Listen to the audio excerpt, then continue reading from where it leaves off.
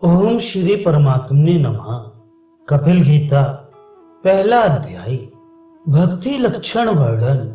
श्री शौनक जी बोले कि तत्व सांख्य शास्त्र के कर्ता भगवान कपिल देव जी मनुष्यों को आत्म तत्व का उपदेश करने के लिए अपनी माया से आप ही अजन्मा भगवान ने जन्म लिया। सब पुरुषों में शिरोमणि, योगी जनों में श्रेष्ठ, ऐसे वास्ते भगवान की कीर्ति और परमेश्वर के अत्यंत चरित्र सुनने से भी मेरी इंद्रियां तृप्त नहीं होती। अपने प्यारे भक्तों की इच्छा से जो जो स्वरूप त्रिभुवनेश्वर भगवान धारण करते हैं और अपनी मनमोहिनी माया से जो जो अलौकिक लीला करते हैं और अपनी मनमोहिनी माया से जो जो अलौकिक लीला की है, वे चरित्र मुझ श्रद्धालु को कीर्तन करने योग्य हैं। सो कृपा कर कीर्तन कीजिए। सूत जी बोले कि वेद व्यास जी के प्यारे सखा ब्रह्म विद्या में प्रेरित मैत्रेय भगवान ने विदुर जी से प्रीत के मारे इसी प्रकार के वचन कहे थे। जैसा तुमने मुझसे प्रश्न किया है सो हम तुमसे कहेंगे, आप एकाग्र चित्त होकर सुनिए। मैत्रेय जी बोली कि जब करदम जी वन को चले गए तब कपिल देव जी अपनी माता की मना कामना को पूर्ण करने के अर्थ उसी बिंदु सरोवर पर वास करने लगी। अपनी सुत अकर्मी तत्व मार्ग के अग्र दिखाने वाले कपिल देव जी को बैठा देखकर ब्रह्मा का वचन स्मरण कर देवहूति बोली, हे भूमन, हे प्रभु, खोटी इंद्रियों की तृष्णा से अब वैराग्य प्राप्त हुआ। जिन विषयों की भावना से अंधतम में गिरना पड़ा, जो महागंभीर दुख के समुद्र से कठिनाई पूर्वक पार जा सके, उस अंधकार से पार करने वाले अनेक जन्मों के अंत में आपकी कृपा से मुझको इस सुंदर स्वरूप का दर्शन हुआ है। पुरुषों में आधे पुरुष भगवान ईश्वर हैं, सो आप हो। अंधियारे से अंधे हुए लोगों के सूर्य के समान नेत्र रूप तुम उदित हुए हो। इस कारण हे देव, जो ये असत आग्रह, अहम, ममता, मोह आपने ही इनसे संयोग कर रखा है, सो आप हमारे मोह को दूर कीजिए। शरणागत प्रतिपालक भक्त वत्सल अपने भक्तों की मृत्यु के वृक्ष को काटने के लिए कुठार रूप सधर्म में श्रेष्ठ प्रकृति पुरुष जानने की इच्छा करके मैं तुम्हारे शरण आई हूं, इसलिए आपको प्रणाम करती हूं। मैत्रेय जी बोली कि इस प्रकार अनिध्य चाह अपनी माता की सुनी, जो मनुष्यों को मोक्ष देने वाली बुद्धि से सराहना कर आत्मज्ञानी संतों के गतिरूप भगवान ने मंद मंद मुस्कान वाले शोभायमान मुख से अपनी माता से कहा। श्री भगवान बोले कि पुरुषों के कल्याणार्थ ब्रह्म विद्या में आशा रखनी, यही मेरा मत है। जिस ब्रह्म विद्या के लाभ होने से सुख दुख का नाश हो जाता है। हे अनघे, सर्व प्रकार से बहुत निपुण योग को सुनने की इच्छा वाले योगियों को जो योग मैंने प्रथम कहा था वही कहता हूं, तुम श्रवण करो। चित्त निश्चय करके इसके बंधनार्थ है और आत्मा का चित्त मुक्ति के अर्थ भी कहा है। गुणों में आसक्ता होने से बंधन होता है और जिस पुरुष का चित्त ईश्वर में लगे वह मुक्त हो जाता है। मैं, मेरा यह अभिमान से उठा हुआ काम लोभ आदि मलों से रहित शुद्ध मन होता है, तब सब दुखों का नाश होकर सुख की प्राप्ति होती है। तब पुरुष आत्मा केवल प्रकृति से परे निरंतर स्वयं ज्योति अणु मात्र अखंडित परमेश्वर को ज्ञान वैराग्य भक्ति युक्त आत्मा द्वारा सबसे उदासीन प्रकृति के पराक्रम का नाश करने वाला ब्रह्म जीव ब्रह्म को देखता है।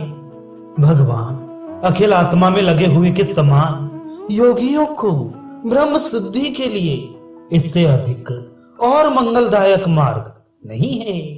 इस जीव को जगत में आसक्त हो जाना ये अजर अमर फांसी है।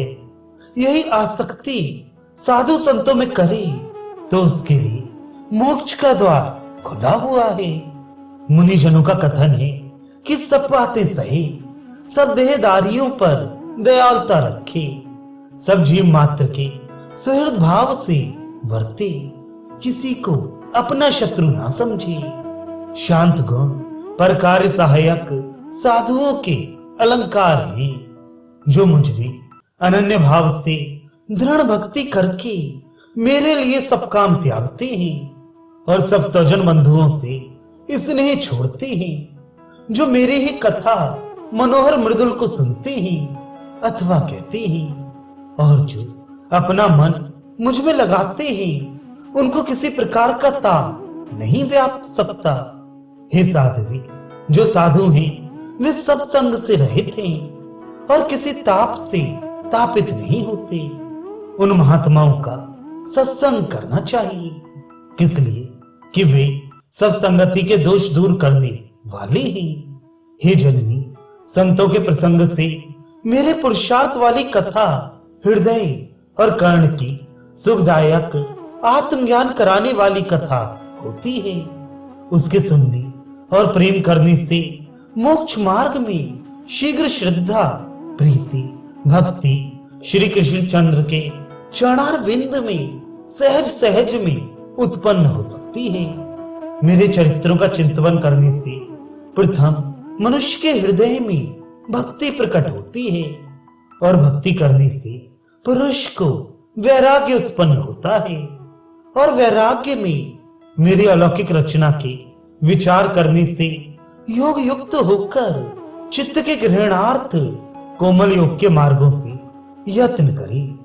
प्रकृति के गुणों की सेवा न करने से और ज्ञान वैराग्य अधिक बढ़ाने का चिंतन करें। योग का साधन करें, सब कर्म मेरे समर्पण करें और एकाग्र चित्त हो। मेरी दृढ़ भक्ति करने से प्राणी सर्व अंतर्यामी मुझको प्राप्त होता है।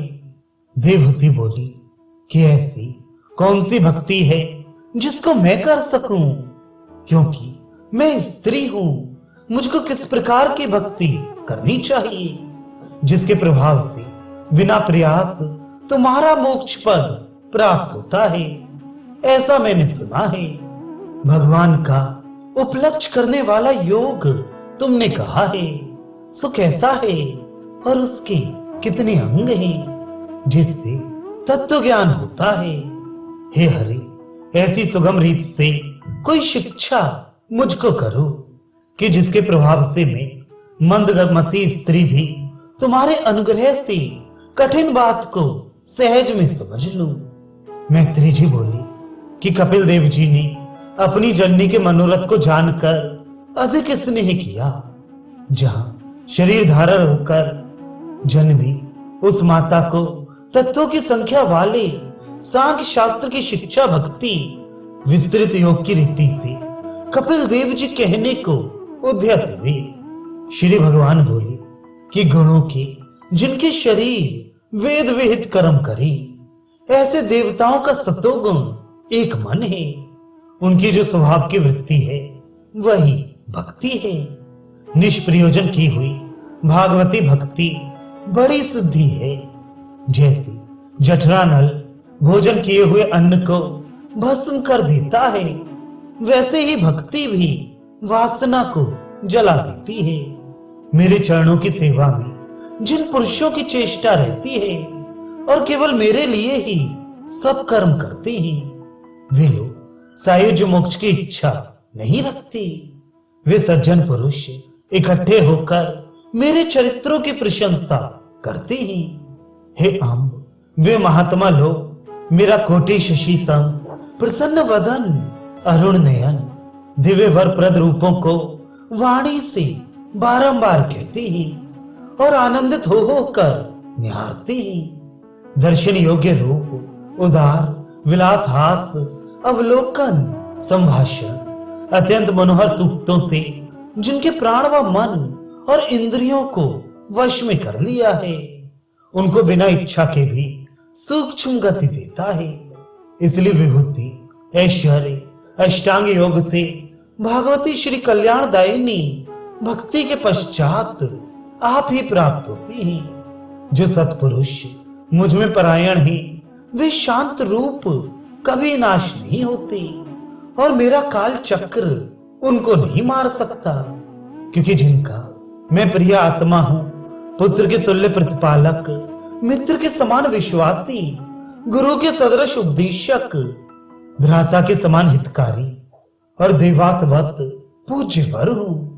इस लोक और परलोक को और दोनों लोकों में जाने वाले आत्मा को और आत्मा के पीछे जो यहाँ धन पशु गृह इत्यादि और वस्तु हैं, उनको सबको त्याग कर और विश्वमुख मुझको जो अनन्य भाव से भजते हैं, उनको मैं संसार सागर से पार उतार देता हूं।